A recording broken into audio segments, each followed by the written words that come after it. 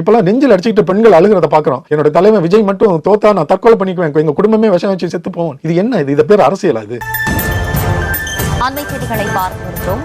சென்னை கொட்டிவாக்கத்தில் இசையமைப்பாளர் James வசந்தனின் car கண்ணாடி உடைக்கப்பட்டிருக்கிறது.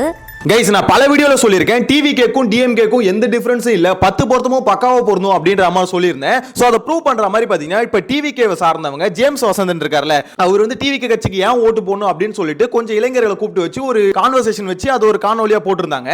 So அதுக்கு எதிர்ப்பு தெரிவிக்கிற மாதிரி ஜேம்ஸ் வசந்தன் அவரோட காரை வந்து பாத்தீங்கன்னா உடைச்சிருக்காங்க. சோ இதை பத்தி டீடைல்டா பார்க்க போறோம். இன்னொன்னு, நாம் தமிழர் கட்சி கொடி வந்து பாத்தீங்கன்னா கால்ல போட்டு மிதிச்சிருக்காங்க. பலாயிரம் ஆண்டுகளாக நம் பாட்டனும் முப்பாட்டனும் ஏந்தி பிடித்த நம் பரம்பரை கொடி இந்த புலிக்கொடி. இந்த கொடியை பிடி என்று சொன்னவன் என் தலைவன். உலகெங்கும் தமிழனுக்கு ஒரே கொடியாக இருக்க வேண்டும், அது புலிக்கொடியாக இருக்க வேண்டும் என்று சொன்னவன் என் தலைவன். சோ அது வந்து பாத்தீங்கன்னா பெரிய பேசு பொருளா இருக்கு. அவங்க எல்லாரும் மேலே கேஸும் பதிஞ்சிருக்காங்க. அது ஒரு பெரிய பிரச்சனையாவும் மாற போகுது. அது என்ன மேட்டர் அப்படின்றதையும் பார்த்துடலாம்.